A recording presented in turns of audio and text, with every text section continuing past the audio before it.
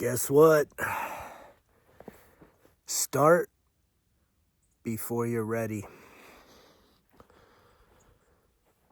If you're sitting around thinking about doing it,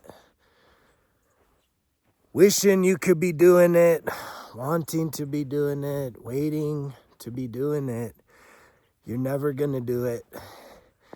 And it's because you think that you need something to happen in order for you to get going. And I'm telling you, from my own experience, that thing that happened was the bottom falling out, was rock bottom, was that broken spirit, was shit that I wish I would have avoided.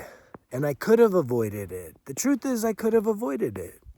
I could have avoided my rock bottom moments. I knew deep down inside that I needed to make some changes. And at the end of the day, if you're sitting there feeling like you just don't know and you're just contemplating, I've been talking a lot about this, that is part of grief. You're bargaining, you're trying to negotiate, you're trying to really understand what's going on. You could ask for a confirmation from God. You could say, hey, God, if I'm supposed to get me a 1% better everyday journal, then I want to see, and you just fill in the blank. You can ask for confirmations. Hey, if I'm supposed to give up my addiction, you can ask for a confirmation. If I'm supposed to do this and that, you don't have to put the world on your shoulders. God wants to be a part of your life, and that is a part of this message. It's all spiritual. It's mental, spiritual. The emotional piece is there. The physical piece is there. But the truth of the matter is that you don't have to be ready to start.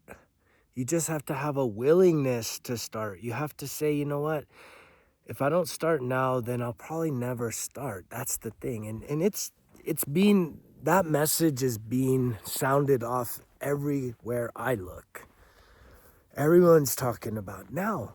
It's now. Right now is what you got. Tomorrow's not guaranteed. Next year, next month. You think that, oh, well, I need to wait for this to happen and that to happen. And it's like, that shit may never happen, man. And if you just look back on your life, look back 1 year, look back 5 years. What have you been telling yourself? Most of y'all didn't just get yourself put in the hole that you find yourself, the rut, being stuck. It's been that way for a little while. I get the feeling. And here's the thing. If you're someone that is that depressed, that anxious, that overwhelmed, if you don't know where to start, how to start, would you at least ask for help? Would you at least try and figure out if you have healthcare, some kind of a plan, if you could reach out to your primary care doctor and say, hey, can you refer me to a psychologist, to a therapist?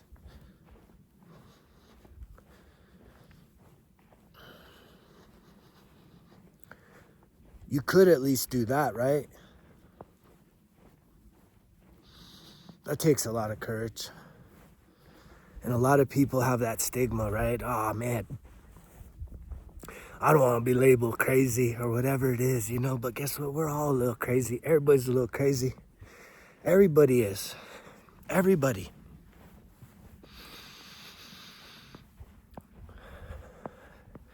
And it does take a lot of courage, but I know that you have that in you. You can do it. Will you do it? Will you do it? Will you find that courage?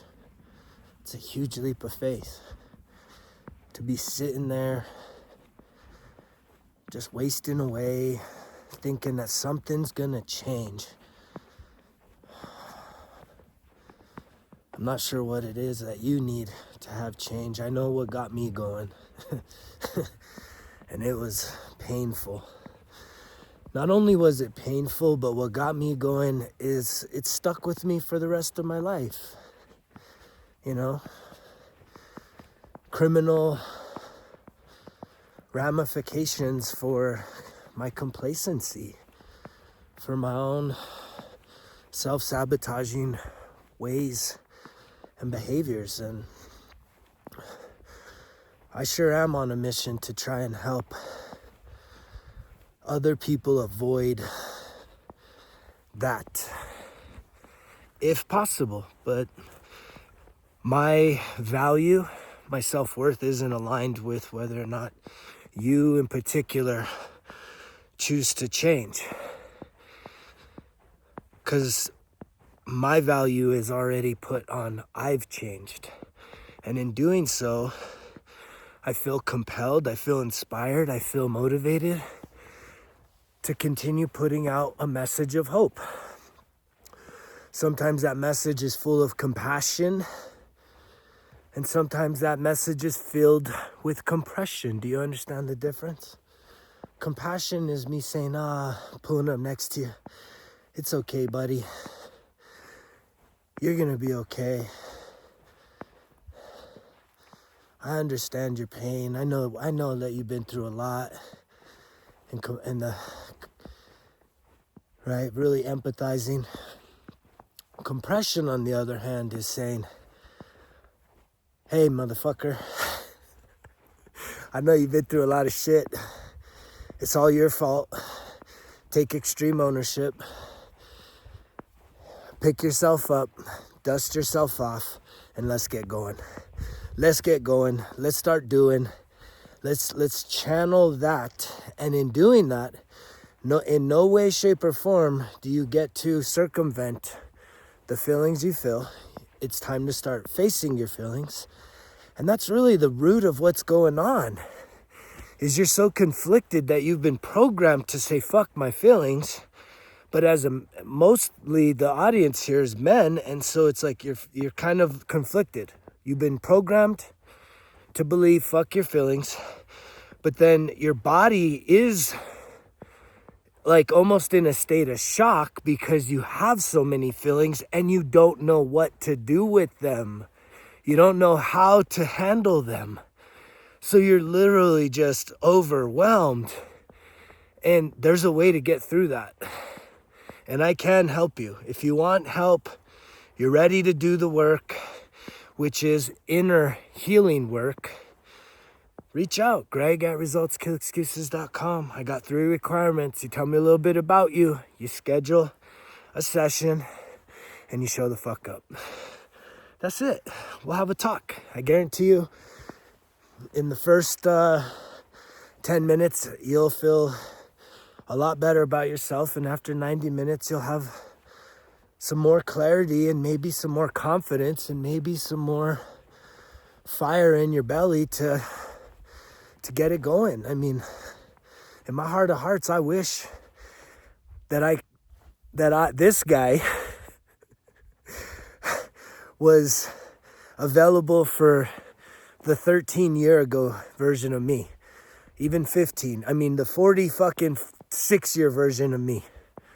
And that's why I created this, man. This is the reparenting. This is the gift that you have. When I say reparenting, you have a wounded child inside of you, a little boy, little girl. There's a wounded inner child inside of you.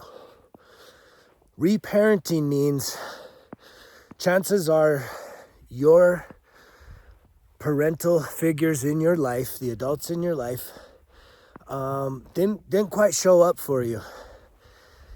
Some of you experienced a lot of abuse, a lot of neglect.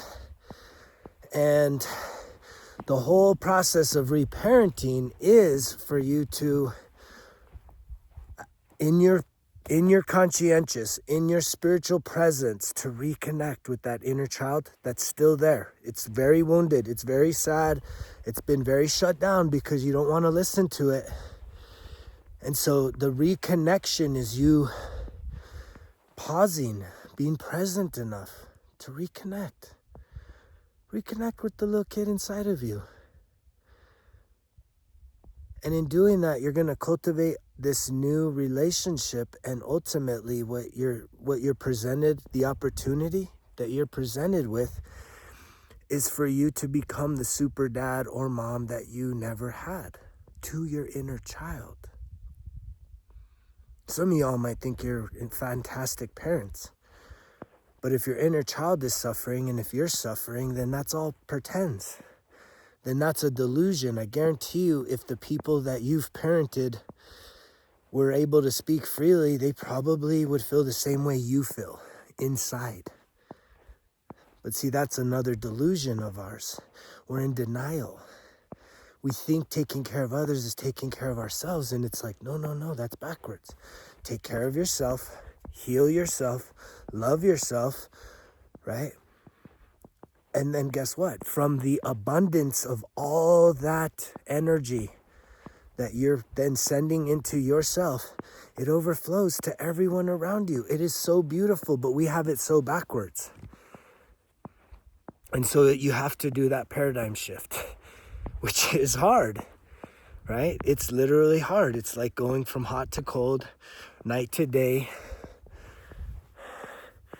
It's a total shift. You have been programmed to focus on everything outside of yourself. And I am here to guide you, to mentor you, to coach you, to inspire you, and even to give you permission. It's okay. You can shift. You can shift. You can start thinking about yourself. Start taking care of yourself. Even if you're not ready, you can start. And it just takes what? One foot in front of the other, one thought at a time, one day at a time, 1% better every day. There's not big actions. You do not need to take big actions. Those will come about in due time. It's little steps. It's making one small step, right? What do they used to say? What does NASA say? One small step for man, one giant leap for mankind. How does that apply to your life? You take one small step in getting started. That's going to be a huge leap for your reality.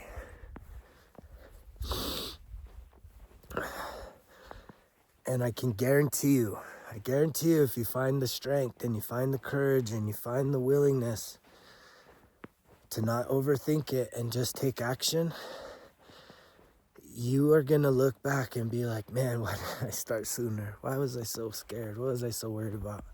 This shit ain't that bad. This is actually beautiful. It is. It's beautiful. It's so wonderful. And we've been programmed to believe a lie that somehow everything else is more important than you. And it's not. Who wins the football game? That's not more important than your mental, emotional, spiritual, and physical health. No way. And guess what? Who wins the football game does not improve your mental, emotional, spiritual, or physical health. That's why it's like, give it up. Give it up for just a little while. What's the worst thing that's going to happen? Your team wins? What's the worst thing that's going to happen? Your team loses? Right? You matter so much more. And even if those things do matter to you, once you heal, you give yourself permission to maybe experience those things in a new way, in a different type of way. Maybe they matter, maybe they don't. Maybe you're someone that's been a lifetime fan and you've never even been to a real game in person, right? And maybe by healing, have the confidence to say, you know what, I'm going to have these real life experiences. I'm not going to keep sitting here from such a distance and wishing, waiting, hoping, wanting for something to change. You become the change, right? You become the change. The change that you desire in your life, you become it. You become someone that takes action. You become someone that builds self-confidence. How do you build self-confidence? Do you know? How do you build self-confidence? It's by saying what you mean and meaning what you say. And a lot of times you got to set the bar super, super low, very low. And it almost sounds dumb, but a lot of people I know never start because of the fact that they have such a low self-worth, self-image. Your self-image sucks. And you think it's too late, you think it's over, and it's not. It's just not. You can do anything you put your heart and mind to. If there's something that you desire, as long as it doesn't violate someone else, as long as it doesn't manipulate someone else, you can have that. You can have it. And the truth is you deserve it. It's by birthright. It's like this snow. I'm so grateful for the snow to come down today. I've been reflecting a lot about even just the things that I want, that I desire to see come into my reality. And it's the way I've been thinking this morning is it's been so long since we've had snow, so much gratitude. But I think about it as like the earth, this land, it doesn't resist the snow. It doesn't resist the rain. It doesn't resist the sun. It doesn't resist the wind. It just allows it to fall. It just allows it to fall. But yet here we are. There is so much waiting for you to just get your mind right, get your thoughts right, get your energy aligned so that it can just come forth. But you're sitting there saying, I want this, but I don't want it. Because in your mind, you've told yourself it's too late, you're not good enough or whatever else. And it's just like, to receive your blessing, all you have to do is just be like this earth, allow it. Which also gets me thinking about energy. A lot of men, right? It's positive polarity. So we're used to giving everything we got, man. Giving all that we are, till there's nothing left of us. And that's what has a lot of you men beat down. And one of the biggest healing breakthroughs for me being like that also was I realized that my emotional state of being was in dire need of being balanced. And when I say emotional, I'm talking energy. And I do believe that we all have divine masculine, divine feminine energy in us. Well, you obviously realize that the feminine is geared towards receiving. Right? It's a negative polarity, so it's a receiver. You can even apply that sexually. And yet most men are wounded emotionally, so they don't know how to receive. They don't know how to just allow for the things that are meant for you to show up for you. And that doesn't mean just sitting there doing nothing, right? It really does. Even in sitting, when you're zombied out and you're just like totally checked out, watching, consuming, you're really not present. There is a state of being where you can be sitting there and actually healing your energy centers, becoming more receptive, realigning what is within you, processing what is within you, to just be sitting there still, but not with the distractions. The mind will want to distract you, but you get into the breath. And I would love to be able to help you if that's something that sparks some curiosity, sparks some interest, because that was really the biggest breakthrough healing for me, was to align and to heal and to balance out the divine masculine, divine feminine energy, which gives me a greater sense of feeling whole and complete within myself. And I'm grateful for that, because it still is a challenge to receive. But I know I have the tools, and I know I have the ability to get still, to get quiet, and to allow myself to receive all the blessings, all the abundance, the divine inheritance set aside for me. And I hope that you'll give yourself that same chance to truly receive what is for you. Because what is for you is not for me. I can't take what's yours. You don't get to have what's mine. We all have a blessing that we need to give ourselves permission. But in order to do that, you have to leave being contracted, which is lower energy vibrations of guilt, shame, suffering, grief, anger, pride, and allow ourselves to open up to greater states of love, joy, and peace. I hope you're hearing today's message. I love you guys so much. You know the drill. Results kill excuses, because if it was easy, it wouldn't be worth it. Greg's out.